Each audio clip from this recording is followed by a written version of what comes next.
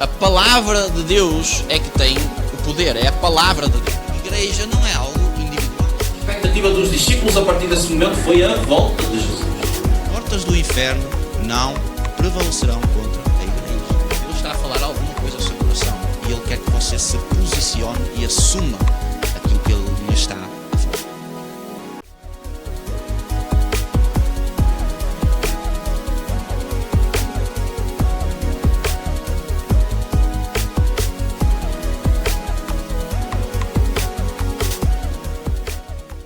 Eu quero partilhar convosco hoje. Nós estamos a aguardar algo. E há uns anos atrás eu participei em algumas competições automóveis e era um dos meus gostos era ser um dos meus sonhos era ser piloto de automóveis. E eu tentei profissionalizar nessa área. E eu entrei em várias competições para conseguir o meu objetivo e a verdade é que conforme eu ia caminhando, conforme eu ia rumo ao meu sonho, haviam sempre obstáculos que se colocavam no caminho e que não permitiam que eu fosse além de uma determinada medida. E uma das coisas que eu aprendi ao longo do meu histórico de competições, foi que nas corridas, muitos de vocês provavelmente têm uma noção de como funciona, por exemplo, a Fórmula 1, e existe uma necessidade de os pilotos que estão na competição terem um foco, eles precisam estar muito bem focados naquilo que eles estão a fazer. E para o piloto conseguir chegar ao final de uma corrida, conseguir pontuar, conseguir ser campeão, ter resultados positivos, ele precisa então de estar muito bem focado e existe uma série de trabalhos, não só no carro, mas também o próprio piloto, a nível físico, a nível mental. E existe então uma necessidade de ter um foco. Por exemplo, quando nós vemos uma competição automóvel, nós vamos ver que existe um número determinado de voltas que os pilotos têm que andar à volta do circuito e só no final é que existe um vencedor. Só no final é que existe um pódio, só no final é que são dados os pontos e as recompensas para essa competição. Então cada piloto precisa de estar focado em alguma coisa. E eu quero trazer esta ideia aqui para partilhar uma mensagem convosco. E o título da mensagem é: onde está a nossa visão? Onde está a sua visão? Onde está a nossa visão como igreja e individualmente também? No nosso dia a dia, nós trabalhamos, nós lutamos, persistimos pelo quê? Qual é a nossa visão? Qual é o final da corrida que nós estamos a aguardar? Pelo que estamos a trabalhar diariamente? Existe uma necessidade de a igreja estar focada em algo. Existe a necessidade de nós estarmos focados para conseguirmos alcançar aquilo pelo qual começamos uma jornada. E nós que começamos uma jornada em Cristo Jesus, nós vamos precisar de ter uma visão. Guarde isto, nós vamos precisar de ter uma visão. A Bíblia diz que sem visão o povo corrompe-se. Provérbios 29:18 diz: sem visão o povo corrompe-se. Ou sem profecia. E a profecia aponta para algo que vai acontecer. Então isso significa que existe uma necessidade de visão. Porque sem essa visão vai haver corrupção. Então o povo de Deus vai precisar de uma visão. E é em volta disto que eu quero trabalhar um pouco convosco e partilhar então a mensagem que o Senhor colocou no meu coração. E nós entendermos que há não só uma necessidade de ter uma visão, mas saber o que é essa visão. Às vezes nós ouvimos alguém falar ou profetizar sobre a nossa vida alguma coisa E quando alguém profetiza ou fala alguma coisa, está a falar acerca do futuro. E às vezes a nossa visão passa a ser aquelas promessas. Passa a ser o cumprimento dessas promessas na nossa vida, e é por isso normalmente que nós, Igreja de Jesus Cristo, estamos a trabalhar, estamos a laborar, estamos a persistir, estamos a orar. Mas a palavra de Deus, ela fala sobre uma visão suprema, há uma visão maior. Há uma visão geral, se é que podemos dizer assim, que nós, Igreja de Jesus Cristo, precisamos de trabalhar, viver debaixo dessa visão. E nós lemos na palavra de Deus que em Mateus 16, 18, Mateus capítulo 16, o versículo 18, é uma passagem muito conhecida. Mateus capítulo 16, o versículo 18 diz assim: Jesus estava a falar com Pedro.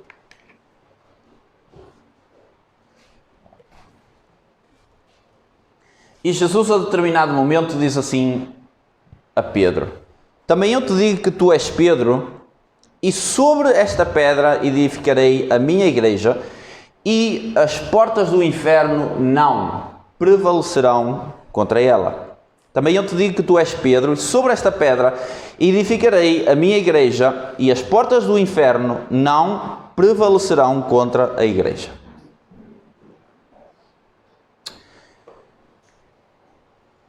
Nós às vezes, e provavelmente você já fez isso, você já pensou sobre a igreja e já se questionou sobre o estado da igreja. O que é que as pessoas, falando de forma geral, o que é que nós andamos a fazer com a Igreja de Jesus Cristo?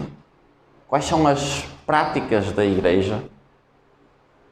E nós vamos analisar, vamos refletir um pouco e orar e falar com Deus acerca disso. E nós vamos reparar que realmente a igreja está num nível de corrupção muito grande.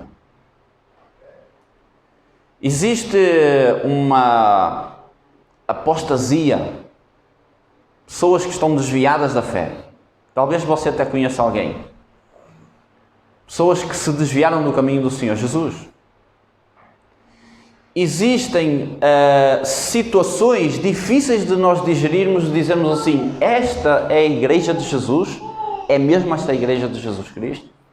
Então, quando nós vamos olhar à nossa volta, nós vamos olhar para a igreja, e quando estou a falar igreja, não estou a falar de uma igreja específica, estou a falar da igreja de forma geral. Nós vamos ver coisas assustadoras e vamos perguntar: qual é o rumo da igreja? Para onde está a caminhar a igreja? E Jesus fala aqui ao apóstolo Pedro e diz assim: que as portas do inferno não prevalecerão contra a igreja. A igreja é de Jesus, mas a igreja está aqui na terra.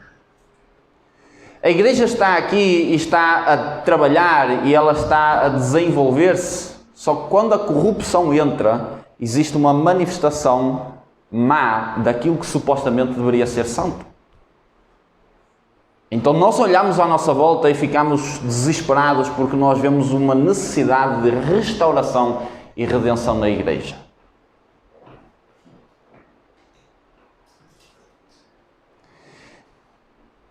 E se nós avaliarmos a igreja, nós vamos olhar para a igreja e se nós perguntarmos para onde está a igreja a ir, será que a igreja está mesmo pronta para encontrar com o Mestre? Ou será que se nós olharmos e formos realistas, nós vamos ver que boa parte da igreja está a caminho do inferno? Mas esta palavra diz que as portas do inferno não prevalecerão contra a igreja. Uma porta é um lugar por onde nós entramos ou nós somos convidados a entrar. E se Jesus está a dizer ao apóstolo Pedro que as portas do inferno não prevalecerão, significa que parece que a igreja vai entrar lá dentro, mas ela não vai entrar. Amém? Amém. Parece que vai entrar porque as portas parece que estão mesmo ali à frente. Parece que o povo está desgovernado, que está sem rumo. Mas Jesus diz que as portas do inferno não prevalecerão. Isso significa que o rei Jesus, o Rei da Igreja, vai trabalhar na sua igreja para que a sua igreja se prepare para a visão que estamos aqui a falar. E essa visão não são as promessas que nós temos para nós em particular e que vão abençoar também outras pessoas, mas é a visão para a igreja, que é a volta de Jesus. A igreja está agora a passar por um período difícil, assim como todo mundo, mas é um tempo profético para nós despertarmos e nos prepararmos para aquilo que é a volta gloriosa de Jesus. A visão da igreja é a volta de Jesus. O Senhor Jesus, quando ascendeu aos céus, Ele disse aos discípulos assim, aliás, os 2 varões que estavam lá, os anjos, disseram assim, olha, do mesmo jeito que Ele subiu, Ele voltará. Do mesmo jeito que vocês o viram subir, Ele voltará. Ou seja, nós temos que esperar uma volta visível de Jesus e nós precisamos, nos dias de hoje, pregar a volta de Jesus, mas também a preparação do povo de Deus para esse dia. Se há pecado, se há corrupção, se há falta de visão, ou seja, a falta dessa visão do Santo de Israel voltar e estar na presença do seu povo, vai gerar o quê? Corrupção da igreja, vai gerar corrupção a nível individual e a nível coletivo. Então, quando nós focamos novamente na volta de Jesus, naquilo que é promessa de Jesus, o que é que vai acontecer? A igreja vai precisar de se preparar para esse dia. E a palavra também diz que a igreja de Jesus Cristo, é uma igreja que Ele vem buscar pura e santa e imaculada. Então significa que se a nossa vida não está a ser uma vida de santidade, santidade é separação, se nós não nos estamos a separar para Deus, significa que há um chamamento para a separação nestes dias. E eu vim aqui para partilhar essa palavra consigo, de que há uma visão que nós precisamos de ter. Nós precisamos de estar muito bem focados para podermos chegar ao final da corrida. Porque se nós perdemos a visão da corrida, nós não vamos fazer os cálculos corretos para chegar ao final da corrida e vamos ficar a meio. Da mesma forma que aconteceu com aquela parábola que Jesus fala das 5 prudentes, as 5 virgens prudentes e as 5 virgens imprudentes. 5 prepararam-se, 5 não se prepararam para chegar à visão, para chegar ao final. Então nós precisamos, igreja, de focar a nossa visão em algo. E esse algo é a nossa eternidade com Jesus. Ou seja, é a consumação da nossa salvação. Enquanto esse dia não chega, nós estamos a peregrinar aqui na terra, aguardando essa promessa. E quando nós focamos nessa promessa, guarde isto, quando nós focamos nessa promessa, as promessas que Deus deu para nós aqui nesta jornada, elas vão se cumprir. Que o nosso foco, a nossa visão está no sítio certo, no lugar certo. Então, quando eu tenho uma visão correta das coisas, a minha prática e a minha vivência vai ser a manifestação da minha visão. Então, eu e você precisamos de ter esta visão muito viva na nossa vida. Prepararmos a nós e a nossa casa para esse glorioso dia. E a nossa vivência aqui, na terra, na nossa peregrinação, vai manifestar essa visão que vai gerar testemunho a outras pessoas.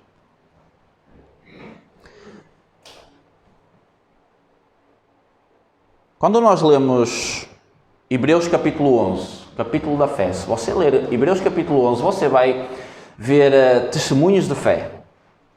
Homens e mulheres de fé. Mas tem uma coisa muito interessante que fala lá acerca desses homens e dessas mulheres, é que eles moveram-se por uma visão e morreram sem ver essa promessa cumprida literalmente. E porquê é que eles eram homens e mulheres de fé? Porque se moviam pela visão. Abraão é o pai da fé, é a referência da fé para nós homens, e em Hebreus capítulo 11, Se você fizer uma leitura atenta, você vai lá ver que Abraão teve uma visão, não da terra prometida na terra, a Jerusalém física, mas a Jerusalém celestial. E morreu sem ver cumprida essa promessa, porque ele entendeu que ele precisava de obedecer essa promessa, guiar-se pela promessa e ver o primeiro fruto dessa promessa, que foi o seu filho. Então, por que é que ele foi justificado pela fé? Porque ele creu na palavra do Senhor. Ele creu na promessa de Deus para a vida dele e para a terra.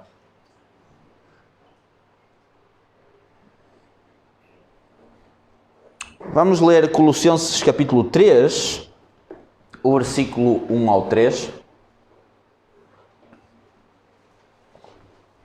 Colossenses capítulo 3, o versículo 1 ao 3.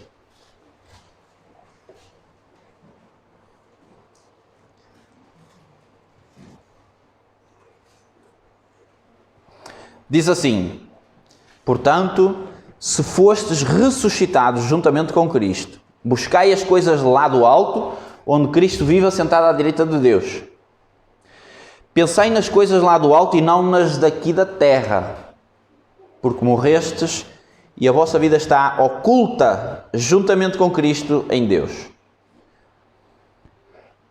O apóstolo Paulo está a fazer aqui uma distinção muito clara e eu quero que você visualize isto, imagine, para você poder entender aquilo que o Espírito Santo colocou no meu coração para trazer e para você mudar a sua mentalidade, mudar a sua mente e passar a ver como as Escrituras dizem que nós devemos ver. Ele fala aqui para nós olharmos para as coisas de cima, não para as coisas que são aqui da terra. O horizontal e, aliás, o horizontal, a terra, e o vertical para Deus. Há uma movimentação. Ele está a dizer, olha, tirem os olhos da terra e levem os olhos, como diz o salmista, para os montes, para os lugares altos, de onde me virá o socorro. Porque até que Jesus volte, a nossa visão, o nosso foco tem que estar nas coisas celestiais. Enquanto nós estamos aqui, a nossa visão é a promessa de Jesus, mas até lá nós precisamos de caminhar com os nossos olhos em Jesus Cristo. Porque é lá que Ele está. Então há aqui uma separação entre terra e céu. E está a dizer que as pessoas que estão aqui na terra olhem para o céu. E a visão não significa que eu vou ter a andar literalmente a olhar para o céu todos os dias. É visão espiritual, das coisas espirituais. Deus é espírito. Então significa que nós vamos ter que buscar a maturidade espiritual para podermos olhar para Jesus, mortificarmos a nossa carne, que está aqui na terra e que nos limita, e que vai constantemente estar a lutar para que eu olhe para as coisas daqui. Que eu olhe para as coisas da terra. Mas Jesus diz para, através do seu cérebro, para nós olharmos para as coisas do céu. Então a nossa visão, que na prática é a nossa fé,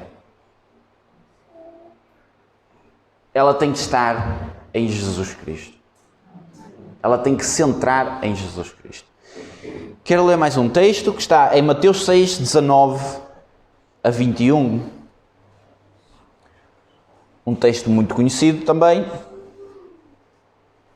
Mateus capítulo 6, versículo 19 ao 21, que diz assim: não acumuleis para vós outros tesouros sobre a terra, onde a traça e a ferrugem corroem, e os ladrões escavam e roubam, mas ajuntai para vós outros tesouros no céu, onde a traça nem a ferrugem corrói, e os ladrões não escavam nem roubam, porque onde está o teu tesouro, aí estará o teu coração. Ou seja, em outras palavras, onde estiver a sua visão, aí vai estar o seu coração. Se a sua visão está nas coisas celestiais, nas coisas do reino dos céus, o que é que a palavra diz? Buscai primeiro o reino e o resto será acrescentado na terra. E Jesus está a dizer: onde estiver o vosso coração, aliás, onde estiver o vosso tesouro, ou seja, a vossa visão, o vosso alvo de vida, aí estará o vosso coração. Então, se você olha para dentro de si próprio, faz uma avaliação e vê que você tem estado preocupado, você tem estado focado nas coisas aqui da terra, significa que o seu coração está aqui na terra. Se você olha para a sua vida e vê: não, eu tenho focado nas coisas de Jesus e preciso de permanecer e continuar, significa que você está com uma visão correta, você está a colocar o seu foco nas coisas celestiais. Então, existe a necessidade de nós transitarmos daquilo que é terreno para aquilo que é celestial, daquilo que é natural para aquilo que é espiritual, da parte de Deus. E aqui este texto tem algumas coisas muito importantes que eu quero partilhar consigo. Quando está a falar aqui em tesouros, eu quero usar uma ideia muito simples para nós entendermos. A ideia é alguém que vai a um banco depositar dinheiro. Volta para a sua casa, depositou lá o seu dinheiro e depois segue o seu dia normalmente, trabalha para acumular para levar ao banco. Ou seja, o foco da pessoa está naquele lugar de segurança, porque lá o dinheiro está seguro. Mas Jesus está a dizer assim: olha, não acumules na terra, porque vai passar. Acumula antes no céu, onde nem ladrões chegam, nem traça, nem ferrugem. Ou seja, o lugar onde nós estamos a armazenar crédito, onde nós estamos a contemplar Jesus.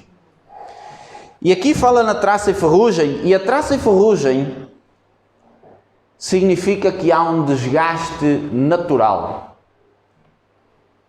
A ferrugem e a traça é algo natural. Se nós deixarmos um ferro exposto a um ambiente natural, ele vai se corromper, ele vai ficar enferrujado. Só que este desgaste natural, e é aqui que é difícil às vezes nós estarmos bem focados nas coisas que são celestiais e enganarmos-nos com as coisas terrenas, é que a ferrugem, ela vai entrar num processo para começar a aparecer.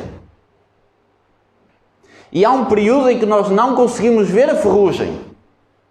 É o tempo em que nós achamos que está válido para nós, em que nós depositamos confiança lá.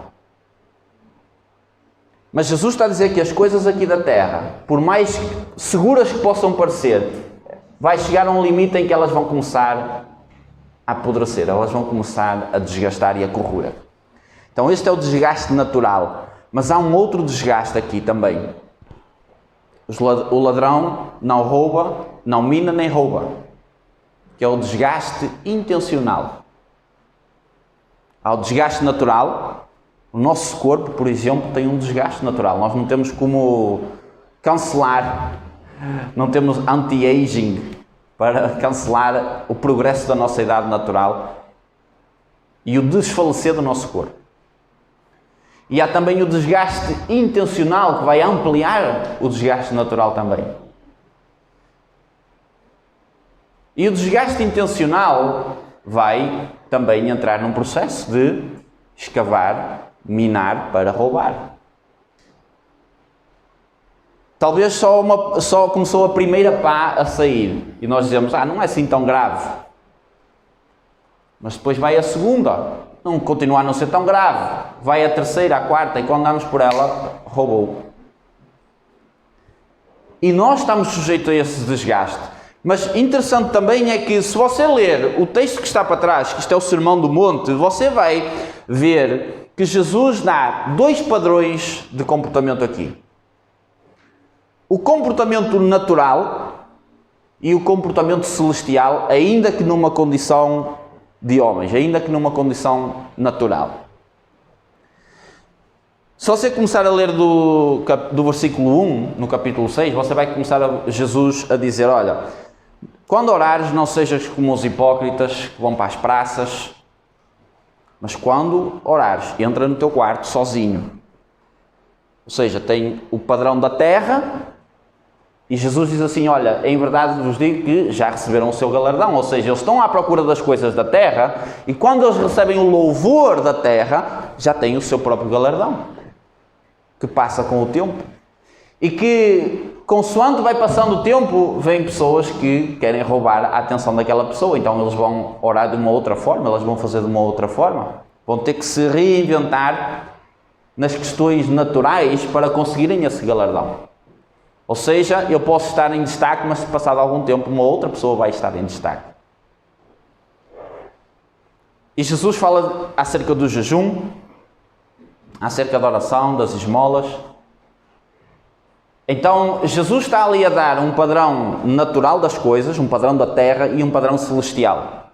E quando fala em acumular tesouros, está a falar destes valores celestiais, que é a prática daquilo que são os mandamentos de Jesus. Então nós podemos, a partir da palavra, olhar para nós próprios e entender, será que eu estou nos padrões humanos? Eu estou nos padrões da terra, passageiros, sujeitos ao temporal? Ou eu estou a colocar, estou a vivenciar os padrões eternos aqui na terra e estou a acumular tesouros na terra, tesouros no céu?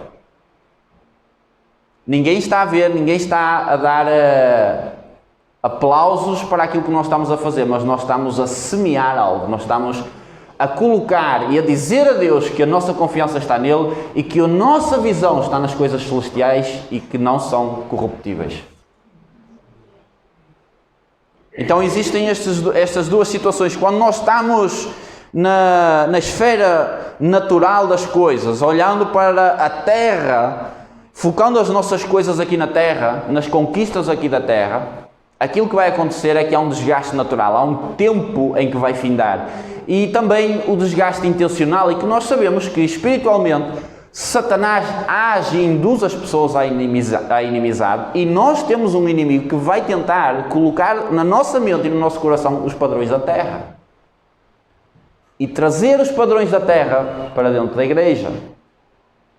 E quando ele coloca na mente da igreja os padrões da terra e a igreja aceita, ela começa a caminhar para o abismo, para as portas do inferno. Porquê? Faltou visão. Ficamos sem a visão do celestial e aqui na terra corrompemos. E permitimos que aquilo que é corrupção entre na nossa vida e faça estragos. Então, estes são dias em que o Senhor Jesus está a chamar a igreja, está a restaurar a visão da igreja para que a santidade comece a emanar do meio do povo de Deus. Amém, igreja? Amém. Deus quer um povo santo. E Deus está-nos a chamar nestes dias. Deus está a levantar a sua igreja para voltar ao caminho, para voltar à santidade. Mas há uma visão que nós precisamos de ter, que é a volta de Jesus. A eternidade com Jesus. Nós já somos salvos, mas ainda estamos a caminhar pela fé para que isso seja consumado. Até lá nós precisamos de vigiar, porque quem está de pé precisa de vigiar para não cair, para não se desviar, para não sair dos caminhos do Senhor. Para não ser como as virgens imprudentes, que tinha azeite, mas o azeite não chegou, porque a visão não era para até o final da corrida. A visão não estava até o final. Se fosse a visão do fim, elas teriam colocado azeite nas vasilhas para chegar até o fim. Então, sem dúvida nenhuma que nós precisamos de ouvir a trombeta soar. Precisamos de ouvir a voz do atalaia. O Espírito Santo está a levantar atalaias no meio da sua igreja para despertar o povo para essa volta gloriosa de Jesus. Para um momento sobrenatural da parte de Deus.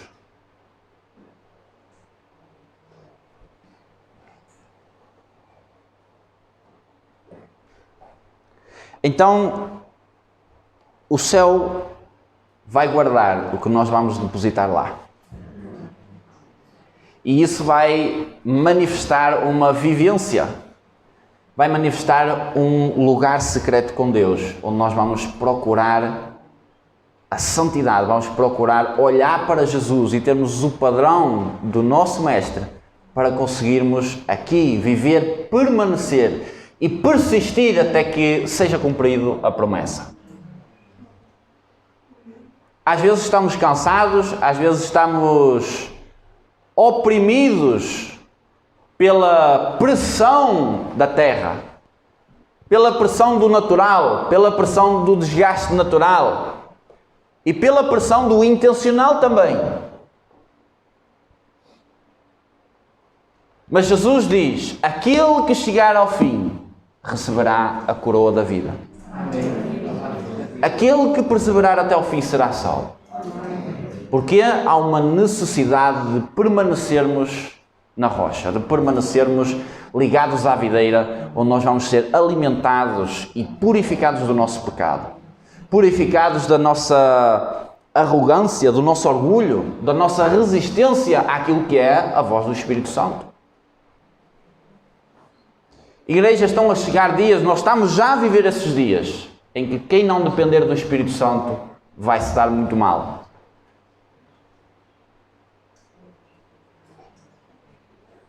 A igreja precisa de depender do Espírito Santo.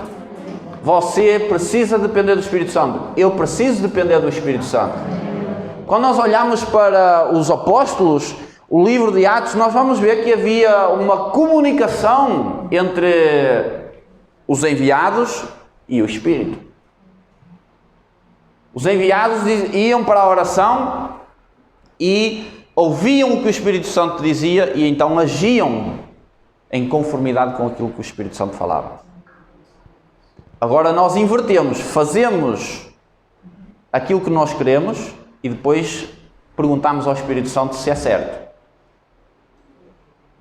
Fazemos, argumentamos, questionamos, pregamos também, sem perguntar se o Espírito Santo está naquilo, se é aquilo que o Espírito Santo quer fazer.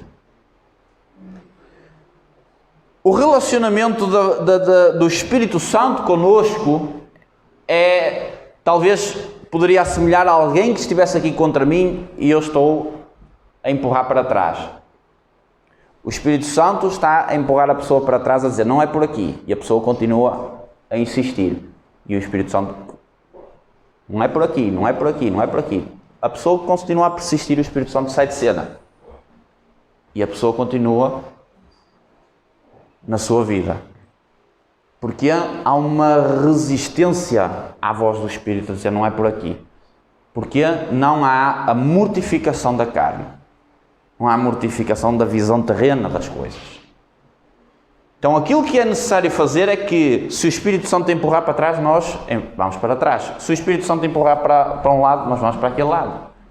Mas nós precisamos estar num nível de separação, de santidade, que nos permita estarmos sensíveis ao vento do Espírito, à voz do Espírito Santo, para nós podermos ser guiados pelo Espírito Santo. Por isso é que Jesus diz que quem nasce do Espírito não sabe nem de onde vem, nem para onde vai, porque há uma dependência, há um relacionamento em que o Espírito Santo fala e eu vou agir em conformidade. Eu vou fazer aquilo que Jesus diz, obedeçam à minha palavra. Então, Ele enviou o Espírito Santo, não foi só para dar dons, foi para nós obedecermos àquilo que Ele está a falar. Se o Espírito Santo dá dons, significa que Ele vai dizer para onde tem que ser usado e para onde tem que ser canalizado. Então, quando nós começamos a administrar dons da nossa forma, nós passamos a ser mercenários. Nós passamos a ser adúlteros daquilo que nos foi dado e passamos a ser maus gestores, maus administradores daquilo que o Espírito Santo deu para Ele dizer onde e quando usar. E às vezes vai ser contra tudo e todos. O Espírito Santo disse ao apóstolo Pedro para ir à casa de um soldado romano. E nos olhos naturais ele tinha tudo para não ir àquele lugar. Eles estavam debaixo de forte perseguição e ele tinha tudo para não ir àquele lugar. Mas o Espírito Santo disse para ele ir e ele não olhou para o campo terreno, ele olhou para o espiritual. O Espírito Santo mandou, então, eu vou. E estão a chegar dias, igreja, à semelhança desta passagem, que se nós não conseguirmos ouvir a voz do Espírito Santo, nós vamos entrar por caminhos tortuosos, vamos entrar por caminhos extremamente dificultosos. São dias para nós despertarmos a ouvir a voz do Espírito Santo. Se você quer ser bem-sucedido, se você quer ter uma vida plena aos olhos do Senhor, você vai precisar de se disciplinar. Você vai precisar de mortificar a carne, as suas vontades, para que o Espírito Santo possa falar e você possa obedecer àquilo que o Espírito Santo está a falar. E quando alguém falar, você vai conseguir identificar, porque o Espírito Santo vai ministrar ao seu coração e você vai entender, o Espírito está a falar. Só que há uma necessidade de o vaso se deixar moldar. Há uma necessidade de mortificar os nossos membros, as nossas vontades, aquilo que eu quero falar, aquilo que eu quero dizer, aquilo que eu quero dar opinião. E hoje, nós mais do que nunca, toda a gente dá opinião sobre todas as coisas. Toda a gente fala daquilo que quer. Porque a sociedade diz que a gente pode fazer isso, mas quem disse que isso é o sistema do Senhor Jesus Cristo? Quem disse que foi o Espírito Santo que mandou dar opinião? Sou eu que quero dar opinião ou é o Espírito que está a mandar dar opinião? É diferente.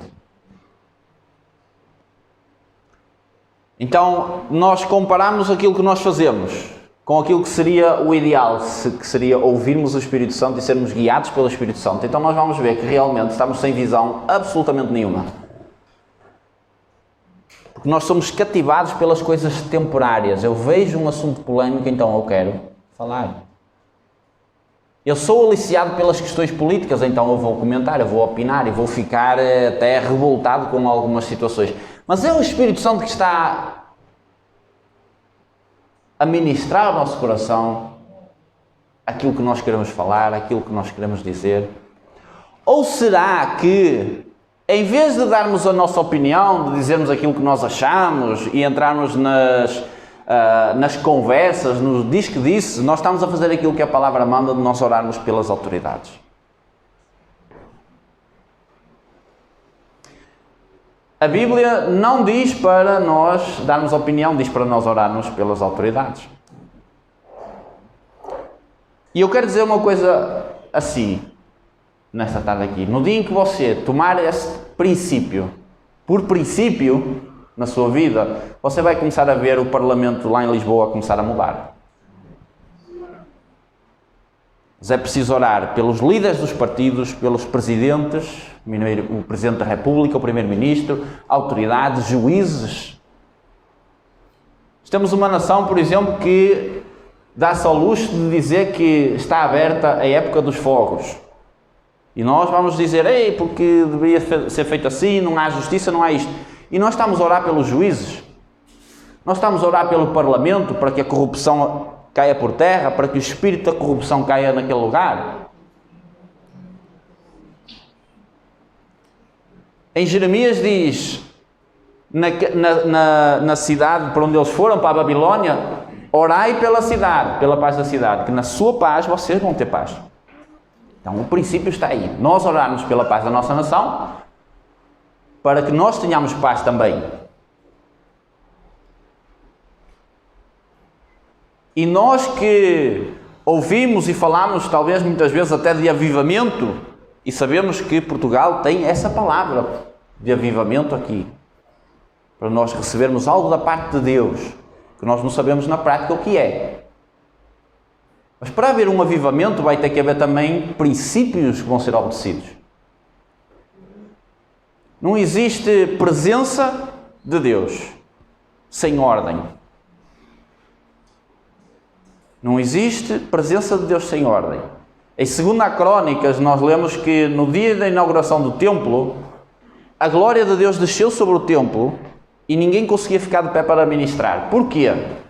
Quando nós vamos ler o texto, vamos ver que os músicos estavam na ordem certa, o som estava em uníssono, havia uma ordem nas coisas, os sacerdotes estavam no lugar certo, os músicos estavam a tocar no ritmo certo, cada instrumento no seu tempo, havia uma ordem nas coisas. Então, a presença de Deus chegou àquele lugar. Mas também tem uma coisa, eles estavam a aguardar a manifestação do Senhor. Porque eles fizeram aquilo para o Senhor. Então houve uma obediência aos princípios, à ordem, então a presença manifestou-se.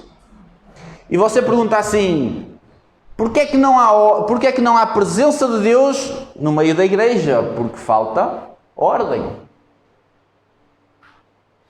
Falta princípios e obediência à palavra de Deus.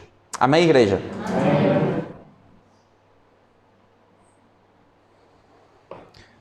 Então, nesta tarde, nós precisamos de considerar onde está a nossa visão, para onde nós estamos a olhar, que vai determinar para aquilo que nós estamos a fazer. Vai determinar o nosso coração. Então, se a minha visão está nas coisas da terra, eu posso esperar que o meu coração está ali. Se a minha visão está no céu, no lugar seguro, onde está o rei neste momento, e eu aguardo esse rei, então eu posso ter plena certeza de que nada vai corromper esse tesouro celestial. Então, que a nossa vida ela possa ser vivenciada a partir da nossa visão nos céus, a partir da nossa visão celestial, nas coisas que são do alto. Pensar nas coisas que são do alto, para que a nossa vivência aqui seja a manifestação dessa visão. E é isso que vai gerar testemunho. Hebreus capítulo 11, falámos há pouco. Nós vamos lá ver que eles todos caminhavam pela promessa. Eles todos fizeram algo por causa de uma promessa que não viram o cumprimento dessa promessa, e isso gerou testemunho para nós hoje. Então, da mesma forma, o povo de Deus precisa de caminhar pela promessa, e é nisso que a nossa fé tem que estar, não nas coisas daqui da terra.